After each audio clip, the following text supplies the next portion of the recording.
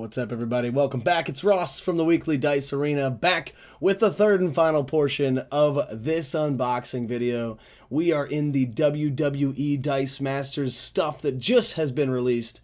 We have done a video for the campaign box already, as well as the tag teams team pack. So if you haven't watched those videos yet, head on over after this one. Leave them a comment, hit the subscribe button if you're having a good time.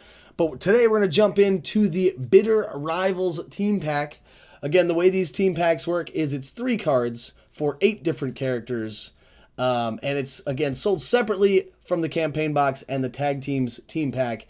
However, as with all Dice Masters products, they can all play intermingly. That's a new word for you vocabulary fiends out there. Let's jump in and see what this team pack has to offer us today. First, we start out with Bret Hart Hitman, Slammy Award winner. When Bret Hart is blocked, lose 2 life for every Bret Hart Superstar die that is blocked. Well, can't really think of a great reason to use this right now. Someone prove me wrong in the comments. I don't know. Why would I want, when my stuff is blocked, lose 2 life? It would kind of be cool if this was paired with the tag out keyword, because that way you'd be more incentivized to use that keyword, send Bret Hart to prep, instead of letting him go through to potential damage. I don't really get this one. Someone's going to have to explain it to me. I'm sure there's a reason somewheres. 5 cost bolt this time, Bret Hart. 5 cost with Intimidate. If you intimidate a sidekick die with Bret Hart's Intimidate ability, prep a die. Intimidate on a 5 cost. It's all right. I'm not loving it. 0-1-1 fielding cost is pretty good for a 5 cost, especially in this set where fielding costs are sort of high. If you intimidate a sidekick, prep a die. I just feel like there's way too many better ways to prep a die in set and out of set to make that like a super build around ability. Bret Hart, 5 cost bolt. When Bret Hart KOs a blocking superstar, that means any character die, that die goes to the used pile. Now we're talking. If he attacks, if he is blocked, and if he KOs his blocker, it goes to the used pile instead of prep where it would get rerolled next turn. That's pretty cool. So I can see this being like a kind of a beat stick. You buy a couple of these, you use the tag out mechanic potentially to add stats to Mr. Bret Hart, and we are cooking with gas, my friends. I can see this being pretty fun. Bag disruption, always good. And again, knocking out your opponent's characters and sending them to Neverland for at least a few turns is going to be pretty good. It's going to be pretty good. Moving on, next we've got Kane. Look at that art. Looks pretty cool. This card looks cool. 5 cost mask. He has the Attune keyword.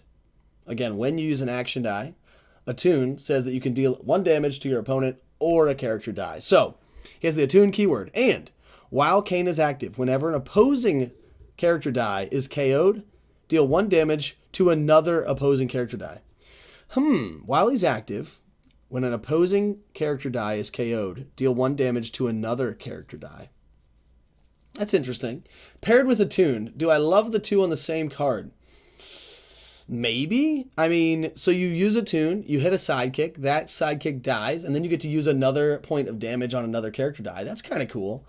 But otherwise, I don't see him being, like, game-changing. He is a 5 cost that tops out at a 6-7, so the value is there. His fielding cost, though, total fielding of 5 is a little steep, which is kind of sad that it's the par-ish of this WWE set. But you got to pay for your big boys. What you got to do? Pay for your big boys. Support your man. Kane, brother of destruction. While Undertaker is active. Ooh, referencing a different card. Referencing a different card in this team pack. While Undertaker is active, each of your Kane dice get +3/+3 and Overcrush. This is a classic I'll pat your back, you pat mine sort of card. We've seen this in terms of Cloak and Dagger from the Spider-Man set. We've seen this in some of the Warriors 3, in Thor. Again, you get both of these guys out together, and I guarantee it's going to be some sort of madness. On Kane's end, it's +3/+3 and Overcrush, which makes him a 9/10 on level 3. A 9/10. Now you're going to pay for it. Again, 5 to buy him, potentially, 1 or 2 to field him. But I think it's going to be cool. I'm a fan. I'm a fan of those 2-card combos, especially when you get +3/+3 and Overcrush. Like the Hawk Dove combo in the Batman set was just +2/+2, if I remember right. Not even Overcrush. Maybe. I don't remember. But that seems really strong. +3 when your stats are already that big. Real cool. 6 cost. Uh-oh. Kane, you better impress me. You added 1 to your purchase cost.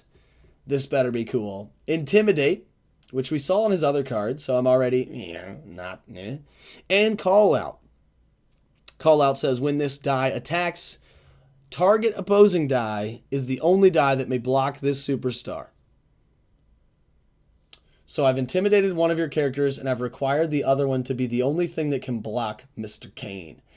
I don't like it. I don't like it. I don't like the increase in cost. I don't really love the abilities together, etc., etc.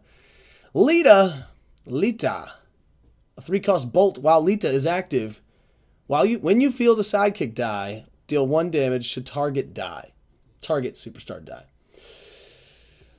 Some interesting things here. While she's active, so that's cool. It can happen many a times per turn. You keep fielding sidekicks. You keep dealing 1 damage to target character die. You could target your own things. You could target your opponent's things.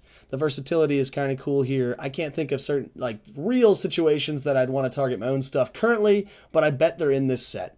If you want to recycle a when fielded or when attacks ability, well, I guess not when attacks, because you have to field your characters during the main step. Anyway, if you want to knock out your own stuff, you can. Lita, 3-cost bolt. I'm curious, but I'm not convinced. How about a 4-cost, they say? Fan favorite. While Lita is active, at the end of your roll and reroll step, you can spin any number of your sidekick dice to their superstar face. Wow. I don't know that we've ever seen this ability or anything even close to this ability that just says, at the end of your roll and reroll, regardless of what you have rolled, my friend, you can spin any of your sidekick dice to their level 1 face. Any sidekick dice to their level 1 face. This is going to be cool. There are some shenanigans waiting to be had. I guarantee it. Mark my words. This card is going to be cool. Especially when we have things like the Becky Lynch Global where you can buy Lita, put it in your prep, and just know that on the next turn, you could be fielding 4 sidekicks. That's wild. I think this card's going to get some play in set. It could be cool, to have a wall of little chump blockers. Out of set, there are tons of sidekick characters that are going to benefit from this. Weenie teams just got a boost. Stats just went up on the old Swarming Sidekicks team. Here we go, a 3-cost bolt back to Lita, Team Extreme. When Lita KOs an opposing character die, you may field a sidekick die from your used pile. When she KOs a superstar die, you may field a sidekick from your used. Let's look at her stats. 0, 1, 2 for fielding. That's pretty good. 3, 4, 5 for her attack stats. That's pretty good for a 3-cost. That is above average. So she definitely has the potential to be knocking things out. Is it worth the expense of fielding a sidekick, especially if it means that maybe she also gets knocked out? I have to pay 0, 1, or 2 to refield her? To be determined. I think there are some ways that you can use this ability.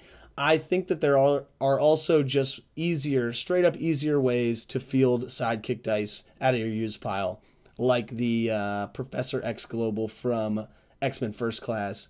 But, in set, I can see this being pretty cool. You get a way to thin your bag, which means your used pile has less things you don't love in it and more things you do love.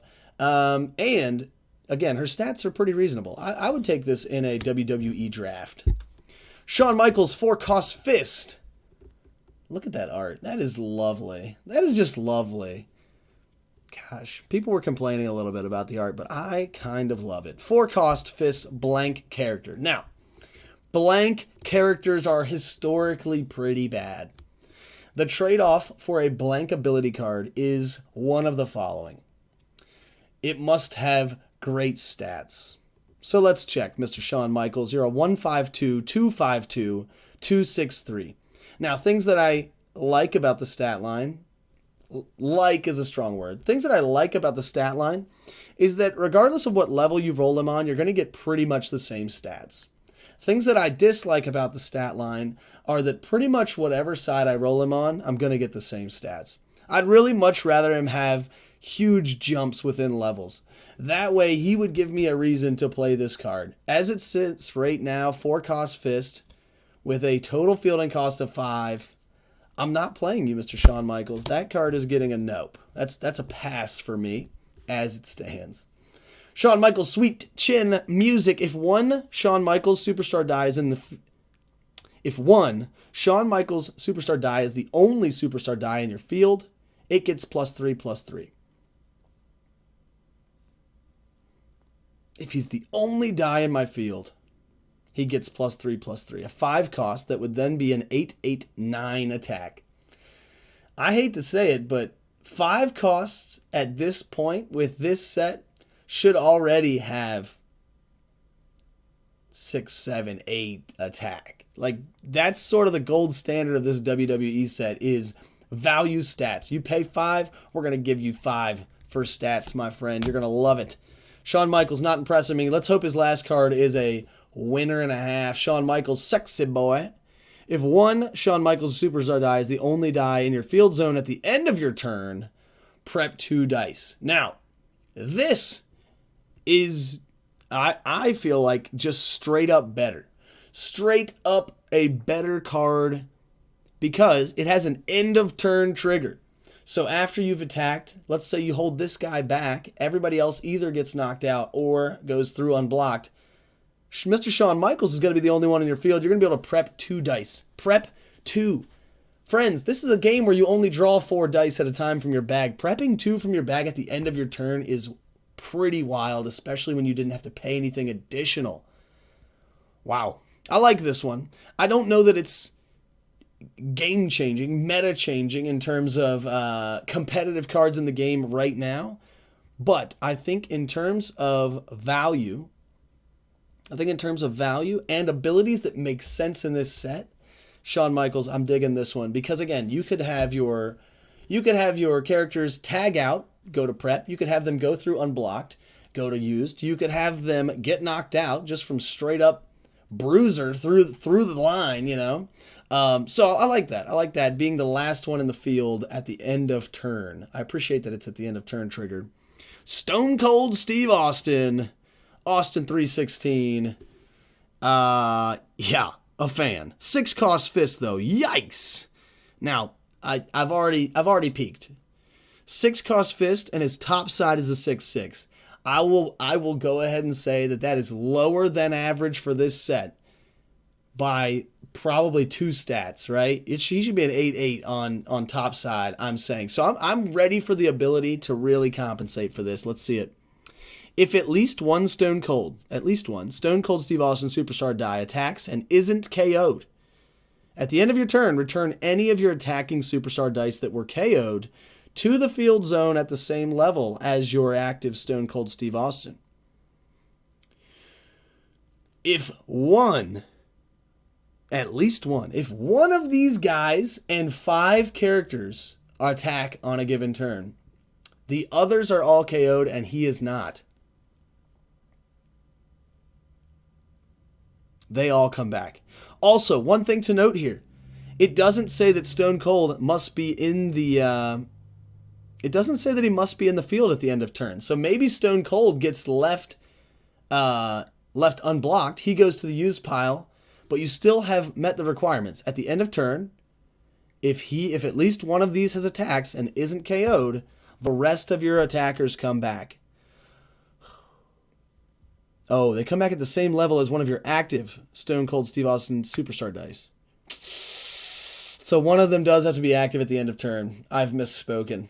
Flubbed the words. I've dreamt a dream. So Stone Cold does have to be active at the end of turn because you have to return the characters at his same level. Shenanigans, but I don't think they're great shenanigans for a 6-cost. 5-cost. Immortal keyword.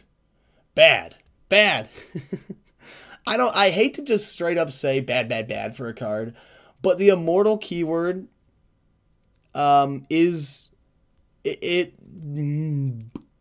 had the potential to be awesome, right? So when immortal dropped in the Thor set, people were like, man, every time this die goes to the use pile, it goes to the bag instead. Every single time. That is not, however, actually how this die works. Except when purchased. When this die would go to the use pile, instead add it to your bag. Now, that doesn't mean when you spend it as energy to the use pile. Sad face. Again, I don't love this ability. 5 costs with just the immortal keyword. Guys, we have 5 costs in the Thor set that grant immortal to 2 other characters and give them +2/+2 and have immortal themselves. Like, you missed the mark, Stone Cold. I hate to say it, brother. Stone Cold, the Bionic Redneck. Interesting subtitle. I love it. 6 cost again. While Stone Cold is active, whenever you refill your bag, you may move up to 3 sidekick dice from your bag to your use before drawing. This is some bag manipulation that we have never seen before. While he's active, whenever you refill your bag, you may move 3 sidekick dice, or up to 3, from your bag to the use pile before drawing. You just straight up toss them. You will never draw them until you refill again. And if he's still active, you will never draw them. That is almost half of your sidekicks, folks. This card is kind of bonkers. I haven't figured it out how this actually works at a 6 cost value, but I know that the ability is straight up bonkers. Holy wow. Up to 3 sidekicks will never be rolled again. They'll just continually go to use pile. When you go to refill, they'll go back to the use pile. That is freaking sick. I love it. This is on the Jarlaxle level of just removing your sidekicks from the game. I like this one, Stone Cold. I like this one. I don't love the 6 cost, but I do like the ability a lot. It's intriguing at the very least. Here we have the Rock with Immortal. Bad. But the Global, let's see. Global, pay mask and sacrifice one of your superstar dice. Reduce the cost of your next die you purchase by 2. Now, we've seen a global that's very similar to this, but let's just talk about this exact global here. We've seen historically that a global similar to this is very, very good. Very, very good. Anytime that you can discount cost, it's good. Now, this global, pay mask. Mask is a great energy for global abilities. Check. Sacrifice one of your superstar dice. Now, this is where things get not as good as they could have been. If it said KO one of your superstar dice, that means you get a when KO'd trigger, it goes to your prep, and you get this discount. However, this one says sacrifice, which means it just goes straight to your use pile. Sacrifice one of your superstar dice. Reduce the cost of your next die, action or character, by 2. Great global. Great global. Great global. Don't love the card. 6 cost mask. Intimidate. I don't like Intimidate on a 6 cost, but let's see if it gets supplemented here. You may use Intimidate twice when you field the rock. Okay. All right. All right. This is like when they printed Energy Drain, and then they were like, you know what we should print? Energy Drain times 2. So you just get the effect twice, which is pretty strong. I mean, getting 2 characters out of your opponent's field until end of turn is really good. I will say that there is a certain 5 cost Becky Lynch that the odds are you intimidate 2 characters out of your opponent's field and they get KO'd or to the use pile. I don't even remember. It's such a brand new card. If you guys haven't watched the campaign box video, look for Becky Lynch. She's going to be wild. But Intimidate times 2 is pretty good. On a 6 cost, again, I'm unconvinced, but the global is nice. So I would say I'd probably slot this 6 cost on as opposed to this one if I just wanted the global. Just in case I had to buy the rock, I feel like this is slightly more useful than the Immortal version. Here we go, a 7 cost rock. I hope the increase in price comes with an increase in awesome. Overcrush. I already love it. I already love it more than Immortal or Intimidate. I love Overcrush. So we're already there. When the rock damages your opponent, deal the same amount of damage to all opposing character dice with the sick global. Okay, we're trashing both of the 6 costs to pick up the 7 cost rock. When he deals damage to your opponent, he has Overcrush. It's built in. He doesn't need to go unblocked. We've seen some abilities like this where it's like when Jimmy Joe damages your opponent, and it's the second Tuesday on a new moon in December, you get to deal whatever. No, this guy says Overcrush built in on a 7 attack with his level 3. Deal the same amount of damage to all opposing character dice. So he is a damage machine. He's a removal machine. He's got 7 stats. I mean, with tag out, this guy's going up to 9 attack. He is a 7 cost, but he has a global that helps him be cheaper. Friends, you're going to see this one. Even if it's just for the memes, this card is going to get some play. It is pretty wild. I imagine if people want the global, they're going to play with the 7 cost, just in case. Again, Trish Stratus 4 cost shield. When one of your Trish Stratus, that's going to be hard for me. When one of your Trish Stratus superstar dice is unblocked and damages your opponent, roll that die on superstar face. Prep the die instead of going to used. Interesting mechanic. She has a global, pay, shield, prevent 1 damage to a superstar die or player. Samantha Wilson global, pretty cool. Her ability, when she goes unblocked, roll that die. If it goes character face, 50-50 chance to go back to your prep area, do it all again. Do I want to be refielding her all the time? Yes. 001 fielding costs definitely make her ability worthwhile. I think you'll see people playing this. I think it's going to be good for what it is. It's always a bummer when your stuff goes unblocked and then you don't see it for 3 more turns. This is just a constant barrage. It's going to be great. I think this is a great card. Trish Stratus, you're impressing me thus far. When Trish Stratus damages your opponent, you may pay 2 to purchase any basic action die. Now, if it said any action die, friends, we have got some actions that are well worth this ability. When she damages your opponent, you can buy any basic action for 2. I think there's only a couple 5-cost basic actions. There's a handful of 4 costs, and everything else is already 3, 2, or 1.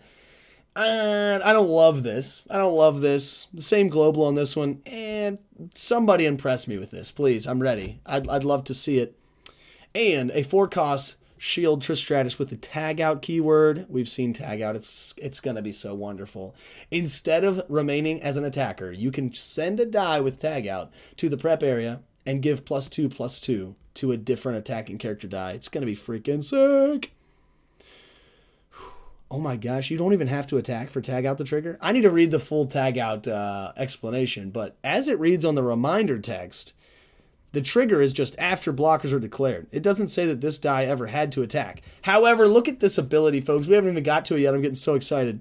When Trish Stratus attacks, target superstar die can't block this turn. What? So you can attack with Trish Stratus. You say, you, sir, cannot block my, let's call it, overcrushing rock. And then, after blockers are assigned, so Trish Stratus has done her thing, you can then send her to prep and give +2/+2 to someone else. This is like a combo piece, a supplementary roll.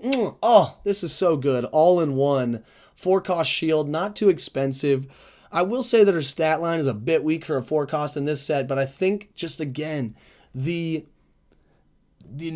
combo nature of this and how all the pieces work together, the synergistic nature of this card, I advocate for the 4-cost. Undertaker, the Dead Man, immortal and call out on a 6-cost that has a 4/9 as its top stat. No, nothing left to be said. Second card, 6-cost shield Undertaker. Love me. He has the attune keyword. Whenever any player uses an action die, Undertaker gets +1/+1 until the end of turn. So, I could just stop there. So, he gets +1/+1. Again, that only makes him a 4 or a 5/10 on level 3. That does mean that he can block any character in the game that hasn't been somehow boosted in the stat region. I just don't think it's good.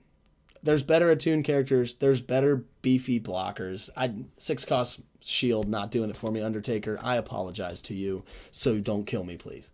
The last card of the pack, Last Ride. When fielded, you may move a superstar or sidekick die from your use pile to the field zone at level 1. Now, there's good news and there's bad news about this card. If this was printed on a 4-cost, I'd be bonkers about this card. When fielded, move a superstar, that means any character, or sidekick die from your used pile to the field zone at level 1. That's wild. He's on a 6 cost, however, so you're going to have to be really strategic. I can't imagine you pay 6, you field this guy, which is great. He only has 1/1/1 fielding. However, you paid 6 and you fielded this guy. That's 7 energy invested to get a pretty beefy blocker that you would then want to be KO'd so that you could win field him again, right? Like, you would really have to be bringing in something super juicy from your used pile to make this worth what it is. I'm confused on the stat line. I'm confused kind of on the costing. I mean, the cost makes sense for the 9 stat. The ability's a win fielded. When is this guy going to get knocked out? I mean, I guess you could use the freaking Rock Global and send your 6 cost to the used pile. I don't know. I mean, moving any character, though, to the field zone at level 1 without having to pay fielding costs, I mean, that's a return on investment. But you're not getting 6 return, you know? Like, I don't know. I'll play around with this card. I think it's super fun. I think it would be cool if it said, at the end of, it's for a 6 cost, right? At the end of your turn, if Undertaker is active, field a superstar or sidekick from your used pile at level 1. Like, it could be a while active. It could be a different trigger, I think. Like, even if it was like when your opponent uses an action die, at least that's going to happen. Well, that would be maybe even more stingy. I don't know. I'm just going to stop before I really dig myself a hole. Get it, Undertaker? Dig myself a hole? I tried, folks. Anywho, that is the WWE Bitter Rivals team pack. I think we saw some real juicy stuff in here, and that's just sort of the theme of the WWE stuff thus far. Lots of cool stuff going on, some brand new abilities we've yet to see in the game, just some really beefy stats for what value you're paying for them. It's just great all around. Super pumped. Again, these have hit the shelves, so hit your local game store, buy yourself some WWE Dice Masters, and go play. I think in set, this is going to be real fun. I think out of set, there's definitely some standouts that are going to affect the meta, shake up the competitive edge, shake up your kitchen table. It's going to be wild, folks. Go out there and buy some. And until next time, it's Ross, Weekly Dice Arena, bringing you all the hot sauce. We'll be back next time, folks. Thanks for being here. Hit the subscribe button if you're having a good time. And peace.